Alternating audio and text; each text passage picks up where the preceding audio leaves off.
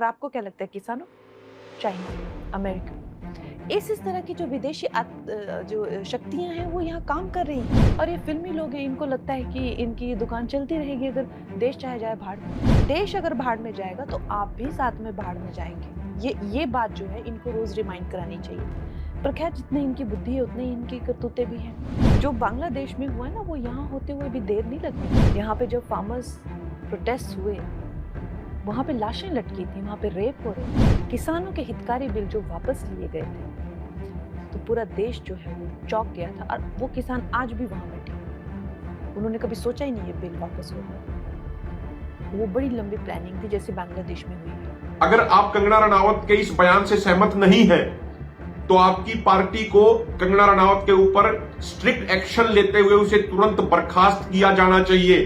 अगर कंगना रनावत इस तरीके के बयानों के लिए माफी नहीं मांगती है, तो निश्चित तौर पे आने वाले हरियाणा के विधानसभा इलेक्शन में भाजपा पूरे तरीके से साफ होने जा रही है। अगर इस तरीके के बयान दिए जाते रहे, तो ये किसान मजदूर समाज हरियाणा में भारतीय जनता पार्टी को पूर्ण तरीके से साफ कर देगा। इनकी एक भी सीट हरियाणा में नहीं आएगी।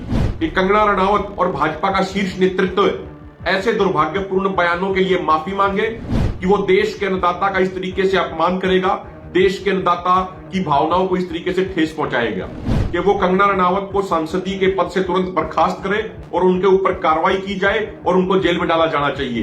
वो लगातार इस तरीके से बयानबाजी करती आ रही है, जिस पर रोक लगाए जाने की सख्त। अभी जो ये कंगना रनावत ने बेहद ही दुर्भाग्यपूर्ण और गंदा बयान किसानों के ऊपर दिया है, इसकी जितनी ज्यादा आलोचना करी जाए उतनी ही कम है।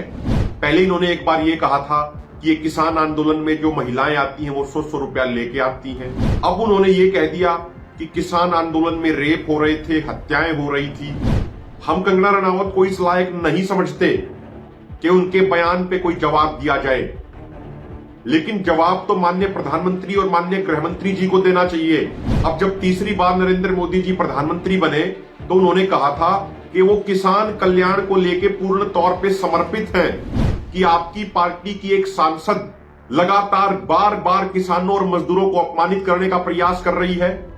वो किसान और मजदूर जो अपना पेट खाली रख के पूरे देश का पेट भरने का कार्य करते हैं, उन किसान मजदूरों के बारे में इस तरीके की टिप्पणी करना क्या वो उचित है माननीय प्रधानमंत्री जी?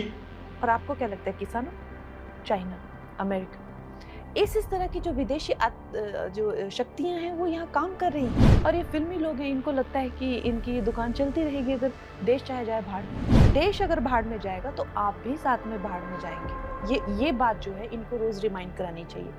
पर खैर, जितनी इनकी बुद्धि है उतनी इनकी करतूतें भी हैं। जो बांग्लादेश में हुआ है ना, वो यहाँ होते हुए भी देर नहीं लगी। यहाँ पे जब फार्मर्स प्रोटेस्ट हुए, वहाँ पे लाशें लटकी थी, वहाँ पे रेप हो रहे थे। किसानों के हितकारी बिल जो वापस लिए गए थे, तो पूरा देश जो है वो चौंक गया था। और वो किसान आज भी वहाँ बैठे हैं। उन्होंने कभी सोचा ही नहीं ये बिल वापस होगा। वो बड़ी लंबी प्लानिंग थी, जैसे बांग्लादेश में हुई है।